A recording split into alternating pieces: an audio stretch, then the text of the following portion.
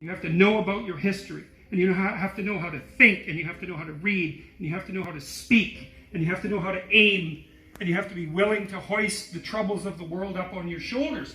And what's so interesting about that, so remarkable, and this is something that's really manifested itself to me as I've been doing these public lectures. I've been talking about responsibility to people, which doesn't seem to happen very often anymore, and the audiences are dead quiet.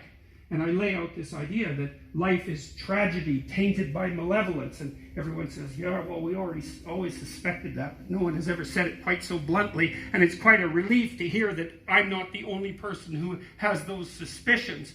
And then the second part of that is the better part, and it's the optimistic part, which is, despite the fact that life is a tragedy tainted by malevolence, at every level of existence, there's something about the human spirit that can thrive under precisely those conditions if we allow that to occur.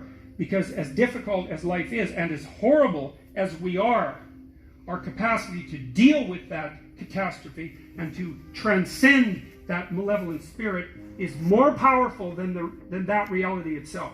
And that's the fundamental issue. I think that's the fundamental issue of the Judeo-Christian ethic, with its emphasis on the divinity of the individual. As catastrophic as life is, and as malevolent as people can be, and that's malevolent beyond belief, fundamentally.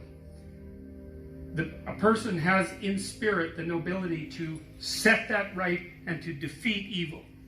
And that more than that, and that the antidote to the catastrophe of life and the suffering of life and the tragedy of life that can drive you down and destroy you is to take on exactly that responsibility and to say, well, there's plenty of work to be done, and isn't that terrible? And there isn't anything so bad that we can't make it worse, and certainly try very hard to do so, but I have it within me to decide that I'm going to stand up against that. I'm going to strive to make the world a better place. I'm going to strive to constrain the malevolence that's in my own heart, and to set my family straight, and to work despite